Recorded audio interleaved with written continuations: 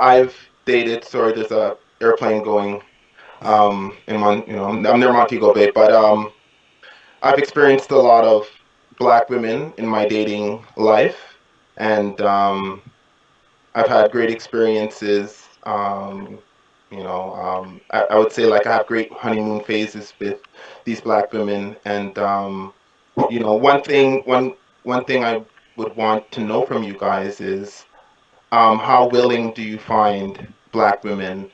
How willing are they of taking your of advice when it comes to the first few dates? And I only say that because sometimes it's hard for a man to really show all of his goods and his value that he brings to the table. The first few dates, and women may grow impatient. How are you finding coaching? Just to go along with Chooks's question. That's a good question. And just before I definitely want to answer that, but I just want to get clarity. Hmm. When you say for a man to show all his goods and value, Hmm. what do you mean by goods and value? Well, for me, I think the greatest value I bring is that I um, have a lot of time to spend with our baby, our children. There's certain things that I bring per se that is not evident.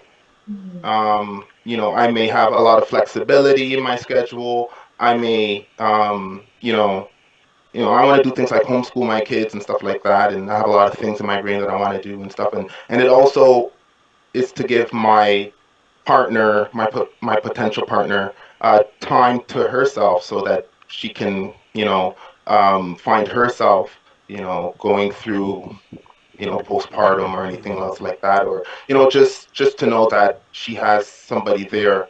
Um, so if you knew that about me during my interview, let's say, how would you relate that to, to a lady that to get her to kind of understand that, maybe, if this is what you're looking for, if this is a priority for you, this is the guy that actually is passionate about it. So, you should kind of persevere.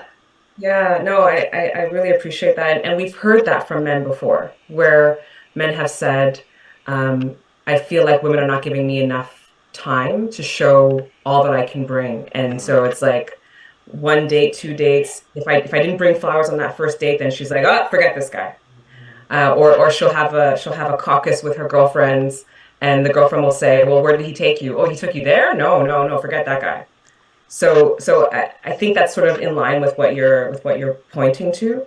Um, and I will say that when we do coaching, it's funny when we're talking to the men will say, "Can you please coach the woman on this and this and this?" Yeah. Yeah. And then we'll start saying, "Okay, and for you, here's what you need to think about." And like, "Oh no, I'm good, I'm good, I'm good, I'm good." So there's definitely something interesting going on with some of the men that we've encountered who have wanted women to be coached, but are not really looking for the coaching for themselves. But Right. on the flip side, there's men who have been so open and ready, receptive Absolutely. to coaching, and they have actually commented on that as part of the best parts of the experience of working with us. So just to lay the table on that. When it comes to what you're describing, what we've done usually in the consultation, and we usually follow this up before